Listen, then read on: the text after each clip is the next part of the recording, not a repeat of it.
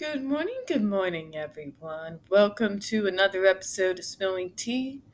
I am your host, Tiffany Daniels, and Merry Stupid What O'Clock. I'm sorry, that. Merry Stupid O'Clock to one and all. So, folks, as always, it's Stupid O'Clock in the morning. We are going back to that horrible place known as the Judge Rotenberg Center. We are doing the second part of the Anna Kosikova story. We are going over some how ABA and the JRC intermingle, how one derived from the other. And I think we'll be able to get into Anna's story. But before we do, a few disclaimers. First off, folks, look at the description box. In the description box, you're going to find pertinent links to the Stop the Shocks campaign, including the massive Autistic Cahoya archive with all the resources that we've had available to us over the years. The all-important templates, folks. Sign your name. Click on your senator. It will be the most important 2 minutes of your entire year. Get it done. As well as the change.org petition to shut the Judge Rotenberg Center down. Again, folks, these are slippery bastards who've been getting a free pass from judges and courts ever since 1986. The only real way I see we can actually protect these kids in the Massachusetts, New York, and Maine areas is to get this place closed down. Now, also, folks, when we are talking about the JRC, you are going to hear vivid descriptions of, as well as sometimes see, clips of video surveillance footage of people with disabilities being tortured and abused. If you have young children present, please use your headphones. And folks, it is 3:22 a.m. in the morning. Truly stupid o'clock. Nobody should be awake at this hour. So, if I mingle any words, sentences, or terms absolutely horribly, my apologies in advance. Alright, without further ado, let's go ahead and get back into it. We left off here yesterday at that little cutoff point where the stars are. Right here. So we're going to go ahead and go forward from there. Sometimes ABA practitioners, remember that's applied behavior analysis, treat SIB, self-injurious behavior, and exhaust all the alternatives to punishment they know how to use, he argued. Oh God, how many times have we heard that from the JRC? Good job choosing an argument from over 30 years ago. Anyways, the only options remaining, he said, were restraint, sedating, drugs, or aversive contingencies. Again, this is like 1988, folks. This is over 30 years ago.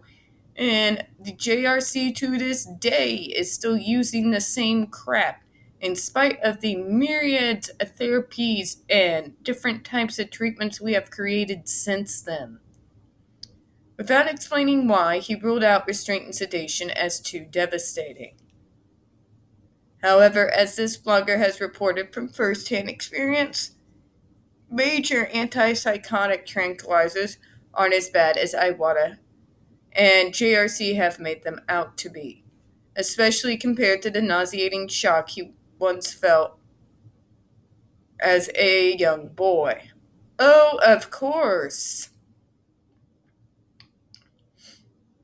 This is this idea to concept that medicine hasn't evolved since then. So therefore, it must be as bad as when Matthew Israel was a boy, and nobody should be on it. It's a load of garbage. was to punish SIB. Iwata 1998, 152, 53, 56 with the SIBIS. I'll take the drugs. Wouldn't you take the drugs over that? I would. So his response to children who hurt themselves was to continue hurting them until and unless they stop doing it by themselves. Isn't that the most messed up logic you've ever heard in your life? How does it make sense? So, you're going to hurt them further so they don't hurt themselves? Aren't you simply replacing one bad habit with another? Making it so that the person will act out in order to receive the punishment if they are addicted to that kind of thing? Yeah, that does nothing. And this is why once you stop, we start again. Because again, you are treating the symptoms. You're missing the forest for the trees. And this type of treatment does nothing but traumatize people. But moving on. He neglected to mention a much more humane option, response blocking. A heavily padded, blow-blocking helmet and a soft pair of mittens would have solved the problem much more easily than SIBIS, but neither he nor his colleagues explored this common sense idea in Iwata or in Windshield 1990. Kind of reminds you of back in the day when we get chicken pox, right? How did our moms keep us from scratching? They would take our hands, tape socks to our hands, and kind of duct tape it around our wrists so we couldn't continue scratching. They didn't, either A, drug us until we were barely awake, or, B, cut off our hands. Just saying. This is a more extreme example, but I'm like barely awake, and that's the best comparison I have right now. What were they thinking when they invented their automatic head-blowing detecting electroshock machine instead of designing a decent helmet? They weren't. These people lack all common sense and critical thinking skills. Positive versus negative programming. Oh, here we go. While ABA felt it was important to shock and punish the subjects of their interventions, positive behavioral supports and interventions, PBIS and PBS, theoretically start out questioning whether or not punishments were truly necessary at all. Lavigna and Donnellian, 1986, published. They're not. You can't use punishment in order to get rid of a behavior that stems from a disability. Okay? It's simply not how it works. The common sense approach, and we've said this God ad nauseum at this point, is figuring out what's triggering the behavior, deal with that, and the person no longer has the behavior. But we can't have common sense enter the conversation, right? Published alternatives to punishment and set the stage for the non-adversives movement, which had led ABA dissidents away from ADA and toward its gentle sister profession, PBS, which has discovered and analyzed a wide array of non-aversive, linear, and nonlinear techniques for the management and prevention of challenging behaviors. More recently, Lavinia, Affidavit versus JRC 2013, page 3, said, professionals who have extensively used evidence-based PBS over the past 25 years have reached a consensus opinion that punitive procedures are not necessary and therefore are not ethical. This is their theory, at least. Okay, let's think about that. So the guy who helped develop ABA, the gentleman who was proponing adversives so much about 30 years ago, as of 25 years ago, did a complete 180 after looking at the data, which is what, normal people do, science-based people do. Once presented with new evidence that there are other kinds of treatments not circled around punishment for unwanted behaviors, he then completely changed his mind according to the data that is available and has been, like I said, guys, since the 90s. And yet you still have JRC saying the same line over from over 30 years ago.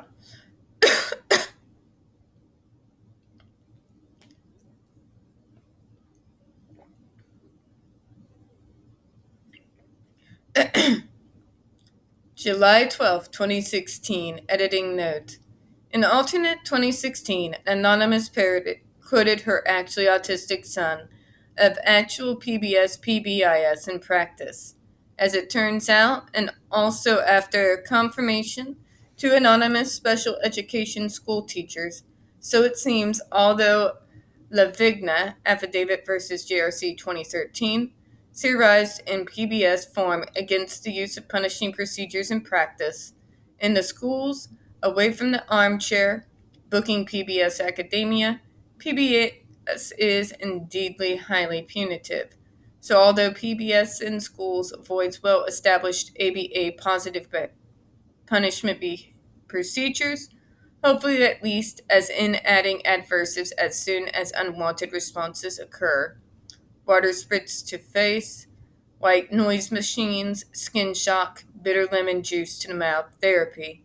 It looks like PBS has no qualms about using negative punishment. Jesus. Dangling positive reinforcers in front of atypically behaving children, misjudging their physically harmless behaviors as inappropriate. All the time, folks, they do that with stimming, especially. When I am twisting my headbands on my arms, I am not harming myself, nor am I harming anyone else. That's the sort of thing they're talking about. Teasing them with samples of the token economy treats, and then taking them away or withholding them, as well as ostracizing these disabled and autistic children in front from class trips, as Anna described below, under what JRC has Orwellian deemed its unparalleled positive programming to be called. Jesus. Unparalleled in cruelty, maybe. Nonlinear. Nonlinear PBS recognizes the existence of many relevant contingencies operating simultaneous upon a given behavior.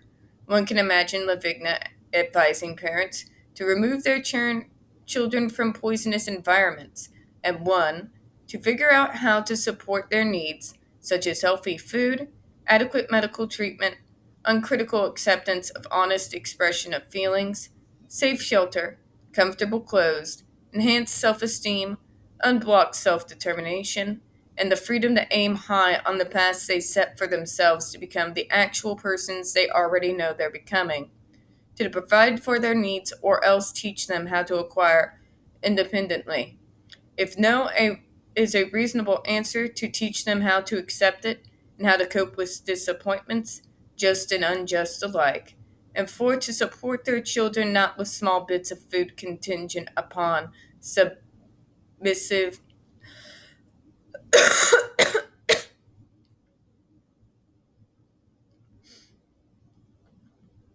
submission to demands as ABA does.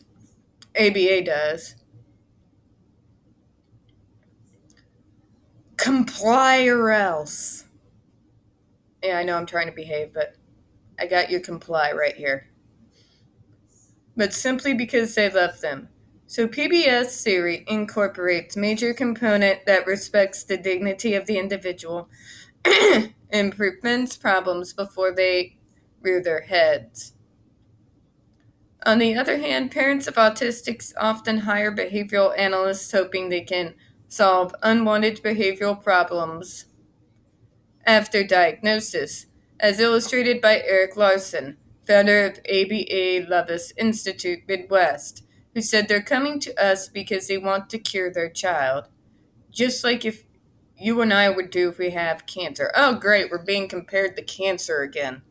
This is a frequent thing, by the way, for those not so familiar with this.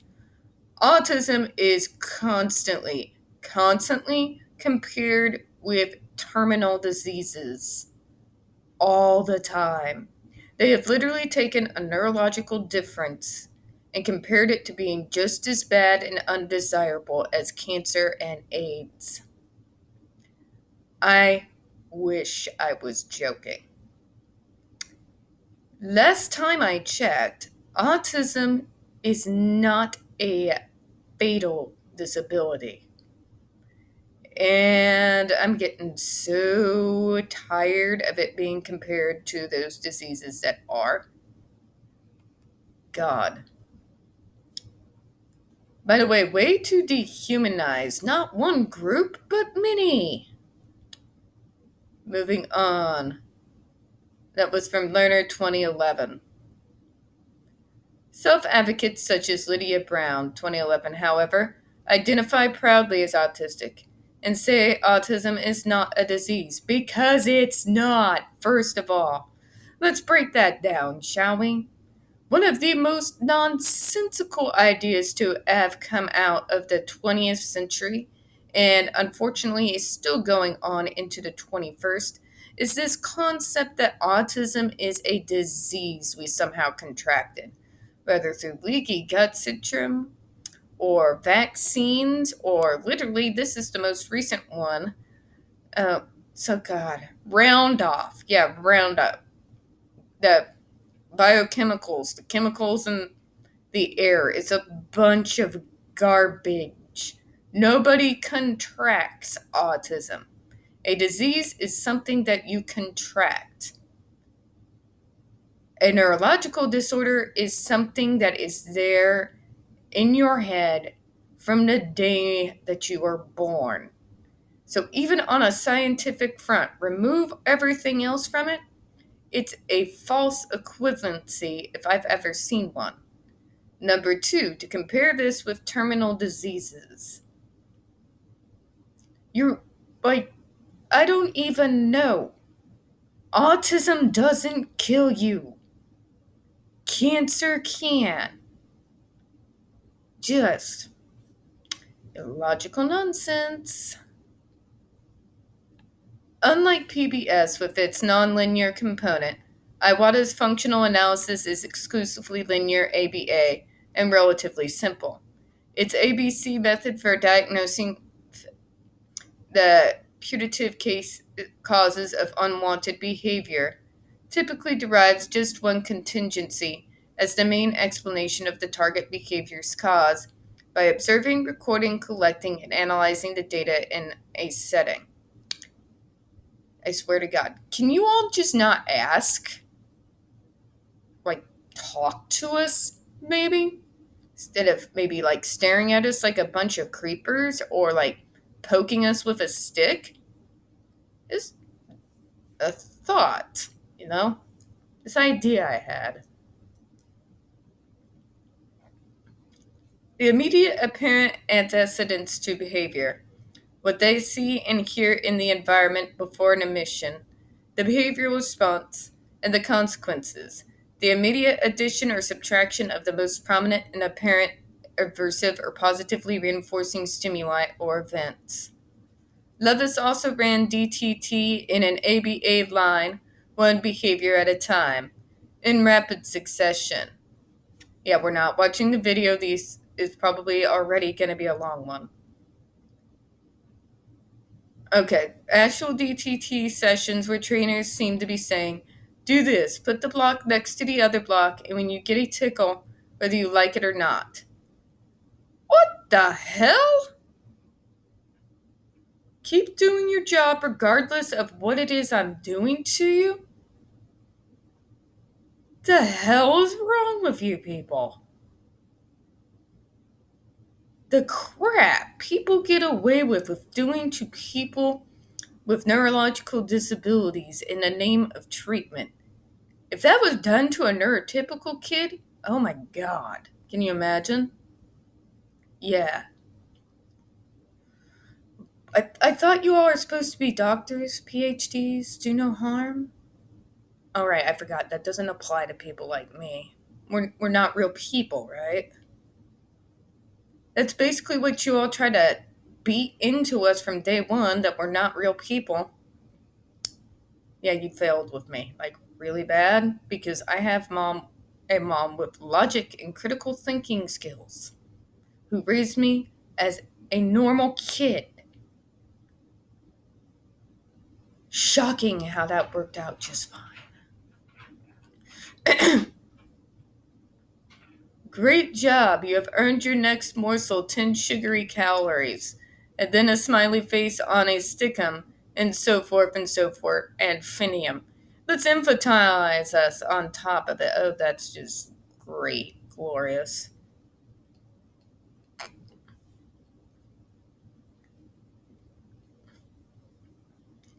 PBS theory is also linear, but without coercive stimuli. This includes the DRO differential reinforcement of all other behavior, besides the problem behavior. For example, by rewarding a person who is prone to injuring himself for physically not harming any person or thing, thus by rewarding him for doing anything else as long as it causes no physical harm. Oh my god, it's the stick and carrot. Ah, you didn't hurt that good little boy. God, could you get more patronizing? The DRI, differential reinforcement of incompatible behavior by reinforcing behavior that cannot possibly occur at the same place and time as the target behavior.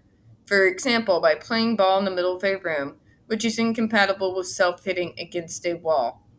I beg to differ. You can figure out how to harm yourself in a lot of ways. You can bounce the ball off the wall and make sure it hits you in the head. Just saying. The DRL differential reinforcement of low rates of response by rewarding an individual for a problem behavior as it occurs less and less often. For example, by rewarding someone who hits himself during successive lower rates of response and gradual approximation towards the goal of never hitting. So by teaching him to hit himself less and less often until he stops it altogether. Unfortunately, however, a parent advocate reported to this blogger how PBS practitioners might harshly penalize school children who do not cooperate. Of course they do. Does nobody understand this is a neurological disorder? Nobody comprehend this. My God, pick up a DSM-5 once in a while.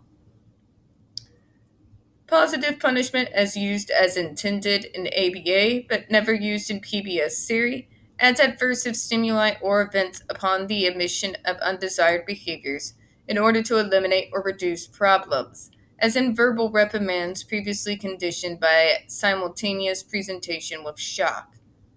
Great! You know, they figured out in the US military that torture gets you incorrect information because people will do anything to make the torture stop. Which means it's useless. Which means it has no point. Which means it has no long term effects. Which means, what the hell are you people thinking? Under negative punishment, also known as penalty, PBS practitioners may withhold positively reinforcing stimuli or events, such as outings from school, from atypical children who don't follow the norms of the neurotypical majority, who haven't earned enough tokens to permit them to go. Okay, so neurotypical children, in spite of acting out and doing what they do every day, because guess what, folks, believe it or not, the so-called perfect normal children act out all the time, yet they get to go on field trips.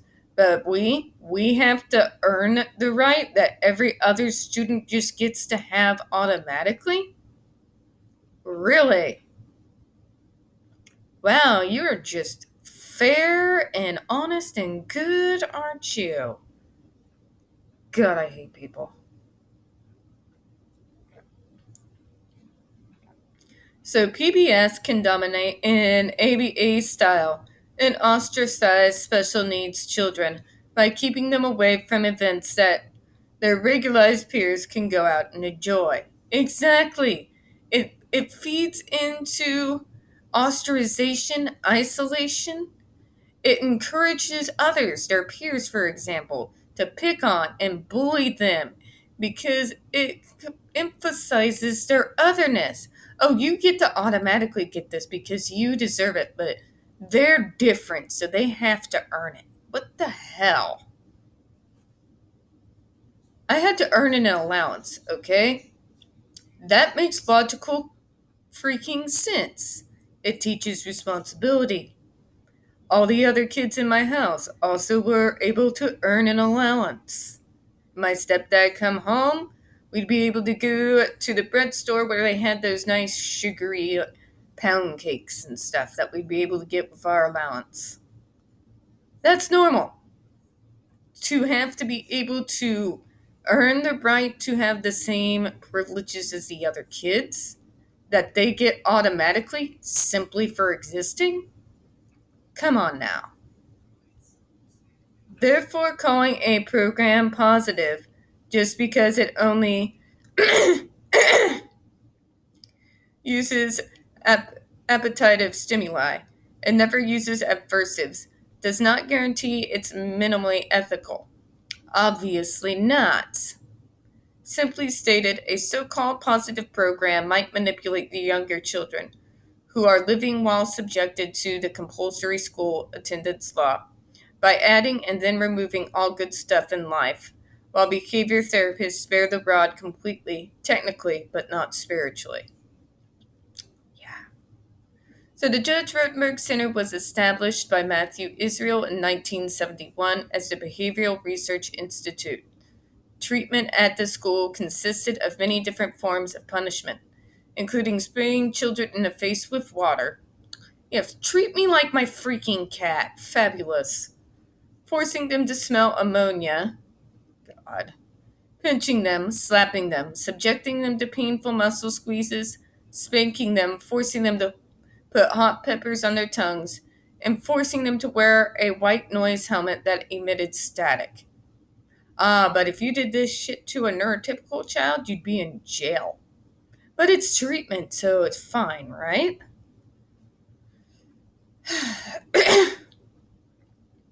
Davies, 2014. The JRC reported they decided to employ SIBIS in 1988 under its previous name, BRI. They invented the GED because SIBIS wasn't strong enough to stop all the behaviors. Jesus Christ. They still weren't happy and made the GED even stronger. Mental Disability Rights International (MDRI) investigators Ahern and Rosenthal said, in the 1980s, the JRC began using SIBIS machines on students as an alternative to spanking, squeezing, and pinching.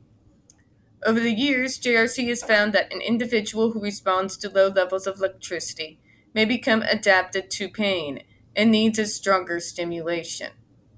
Gotta hit 'em harder. Sick. Just sick fucks. The 12-year-old nephew of Massachusetts State Representative Jeffrey Sanchez was diagnosed with autism and was a student at JRC in 1989 when the JRC began using the SIBIS machine. Let's stick Mr. Sanchez on one of those things. And no, I'm not talking about the public-friendly device that the JRC keeps on hand, the real one. See what he thinks then. As described in testimony before the Massachusetts legislature, one day he received more than 5,000 shocks to stop his behaviors, to no avail. Then why do you keep doing it? When the manufacturer of SIBIS refused JRC's request to provide them with a stronger and more painful shock machine, at least he had somewhat scruples. JRC developed its own mechanism for administering shock, the graduated electronic deculator. The GED administers 15.5 milliamps of electricity. A stronger version, the GED-4, subjects an individual to a shock of 45.5 milliamps. It's insane. According to Brown, 2014, The GED 4 is more than 15 times as powerful as the stun belts designed to incapacitate violent adult prisoners. Yeah, and they use the GED on children. Get that through your head. Not the least of their ABA technologies was their use of a knife to provoke bad behavior, and then shock the child for omitting the behavior they intentionally provoked. This is called behavioral reversal lesson. Yeah, it's messed up. It's this idea that we're going to shock you if you don't give in to the bad behavior, and we're going to shock you when you do. Damned if you do, damned if you don't. That's pretty sick, right? Like, if this were happening, if it were an adult with a neurotypical child, that adult would be in jail for life. But we're disabled, not really human in these people's eyes. So it's okay, right? Extreme treatment for extreme situations, right? Students are restrained and GED shock administered as the student is forcibly challenged to do the behavior the punishment seeks to eliminate. Okay, riddle me this, Batman. If they're not engaging in the behavior at all, why the hell are you trying to force them to? Because obviously they know it's wrong, so they don't do it, right? So why would you then provoke it to then punishment and teach that it's wrong when the kid already knows it's wrong?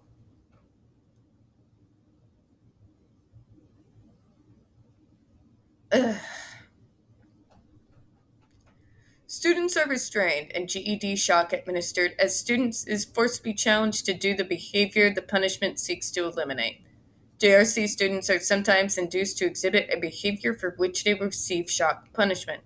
Students endure surprise mock attacks and threatened stabbings by staff, which compel them to react with aggression, fear, or screaming, deemed unacceptable or inappropriate behavior, for which they are subject to more shock for their reactions. Any human, neurotypical or atypical, are going to react to being threatened with a knife. We're going to defend ourselves. And then you're going to shock us for defending ourselves. Because it's inappropriate? What is this teaching? It's teaching these kids to accept, to be violated, to be hurt, and that they must not fight back. Yeah, think about how dangerous that is for a minute. Former students report BRLs as practically terrifying, and some staff describe BRLs as difficult to participate in and dramatic to watch. Ahern and Rosenthal, 2010. It's nonsensical, is what it is. It's completely nonsensical. So if the student already knows it's an incorrect behavior, and they refuse to engage in said incorrect behavior, and you then shock them for not doing the behavior until they do engage in it, and then shock them for that, they already know it's wrong. Like, what? What are you even doing? What?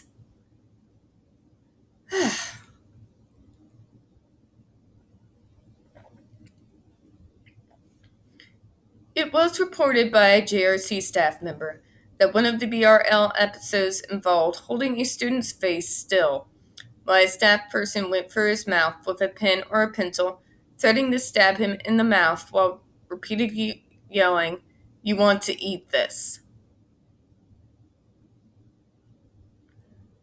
June 2006 report on JRC by the New York State Education Department.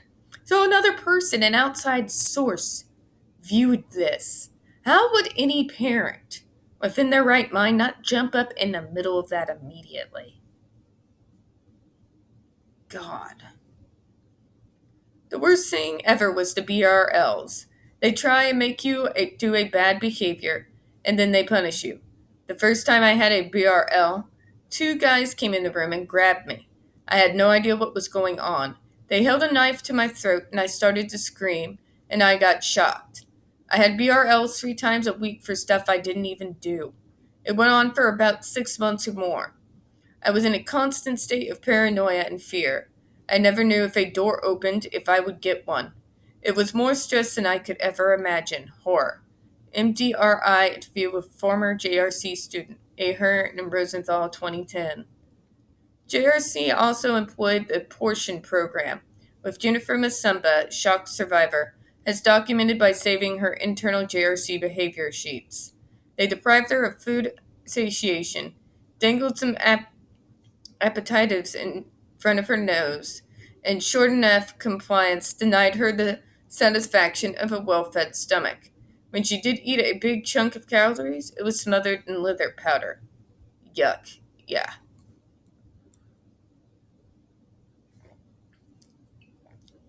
JRC today implements what they call unparalleled positive programming. Yeah, that's what we need, programmed and brainwashed. Fantastic. It looks like they can abruptly undo all the positivity of a program with severe loss of privileges, LOP contingent, upon the omissions of unapproved behaviors, as Anna reported in her interview with this blogger. As spoken above in the paragraph about PBS autism through the dental denial trips from the special needs children who couldn't go out with their classmates, JRC's positive programs also involves the harsh use of penalty, which is not, after all, such a positive program. Anna describes precisely the identical trip denial short of enough tokens to go contingency. But LOP is much more severe than just staying home from a trip, as Anna described. In addition to LOP, JRC uses other methods of control not mentioned in this preface. Anna provides her readers with a long section about them in her interview below in this blog post. I'm just going to check how long this is. Okay, we're going to finish this up, and yeah, this is definitely going to have to be a three-parter.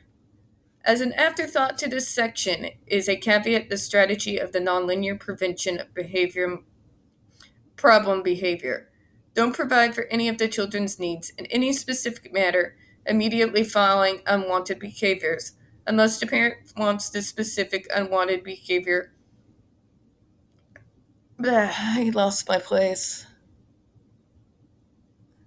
Immediately preceding the addition of a specific thing or event to reportedly reoccur. Do it later, well after problem behavior has appeared. So if a young boy in the market screams out in temper, or sends a signal that a tantrum is about to happen, if his mother does not meet his demand, such as the emission of a shrill-sounding, whining, or screeching, "Give me that box of Cracker Jacks," then she should not immediately provide a hug or a piece of caramel-coated popcorn, unless, of course, she wants the tantrum signal to pick up where it left off on the next visit to past the candy aisle the next time they're out food shopping together. You mean the crap neurotypical kids pull? I've seen that in grocery stores all the time. All the time. You want me to believe all those are autistic or disabled kids? Get real. So therefore it's good to provide for needs non-contingency upon any specific behavior just because it's healthy, not because it's a way to control behavior, but not quickly after so-called bad behaviors happen. Getting overheated.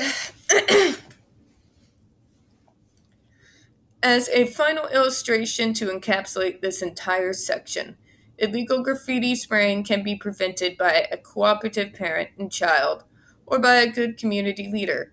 Parents need healthy, life-supporting wages, salaries, and other benefits in order to accomplish the following action for the goods of the entire village. A dad can take his daughter out for a nice pair of comfortable sneakers any other time, except after a spoiled brat-sounding demand for good shoes, or except after any other kind of unwanted behavior, and especially when she asks nicely. If she and her father both agree that polite ways of communicating are good for the both of them to know how to do, okay. That way she can go out and run and play sports or games in appropriate manners with her friends in the park and not get into trouble spraying graffiti on the walls because she's not happy or home or because her feet are sore from bad shoes. She can't be running in the park and spraying graffiti over somebody else's private property. They are incompatible behaviors. But you don't put her on shocks, do you? In another approach to prevent the same problem, a humanistic psychologist, social worker, or neighborhood leader can direct young people to avoid a building which would make somebody angry and spray their artwork instead onto the walls of a building slate as approved for graffiti by a property owner. Then everyone's happy. Even gang members can be constructive and contribute in valuable ways to the well being of a community. We need to recognize this too. The idea is not to judge behavior as good or bad, but to manage it in ways that all parties can accept and use to avoid conflicts. To punish her after the fact, if she does disfigure a wall somewhere in the neighborhood, is to create retaliation, revenge, or escapism, running away, taking drugs, or some kind of hostile act. Punishment, therefore, is the true pipeline to prison and harms everybody in the long run, as people in jail are not rehabilitated in the S.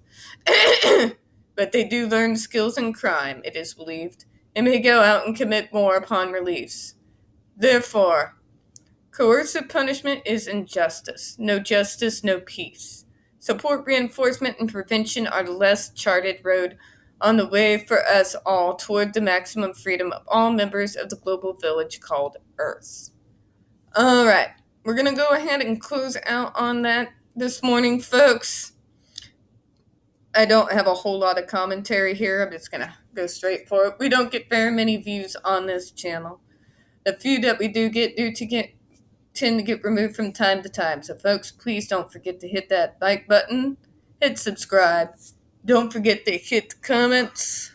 Feed that algorithm. I do appreciate your time this morning. And as always, we here at Smelling Tea hope you have a good one. Bye-bye.